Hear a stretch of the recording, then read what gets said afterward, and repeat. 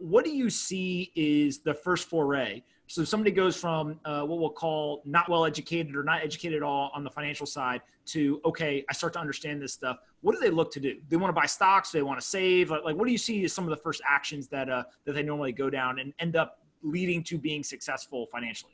Really, really good question. So, and I feel like I have a unique lens of this as an advisor. So one of the things that you constantly, and again, we realize one of the biggest issues here is debt, consumer debt, student loan debt, right? So a lot of questions that you get is, how do I manage just my financial life, right? Like, and debt leads the conversation. I have X amount in student loans. I have X amount in credit cards.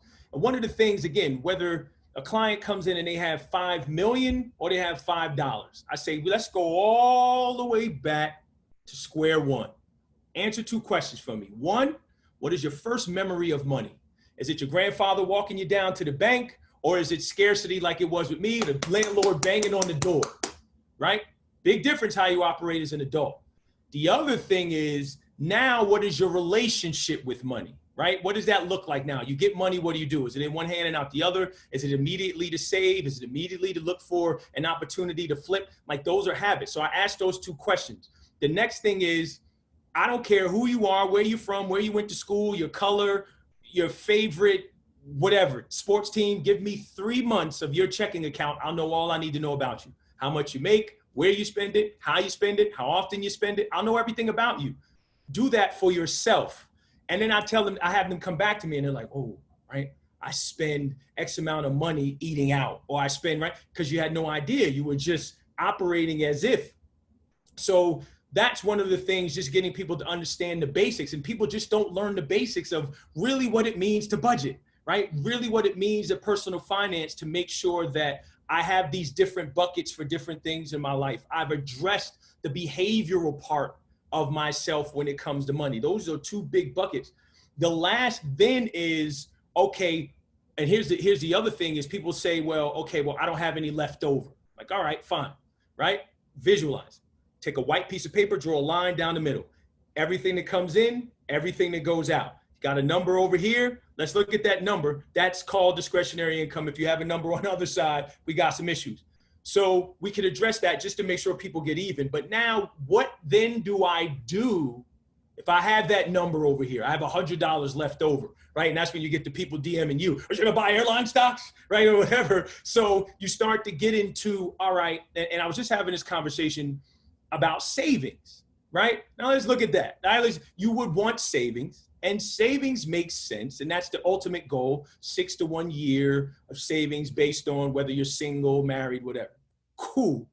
Savings is a privilege, right? From growing up in a house where savings was never a conversation because there was nothing to be saved. If you can save, it's a privilege. With that said, there's conversations with people who say, well, I have savings, but I have credit card debt. I have savings, but I have, a $700 car payment.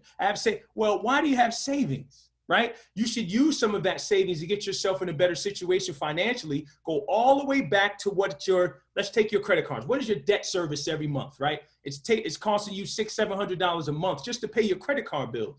So imagine if you took some of your savings or all, pay that down.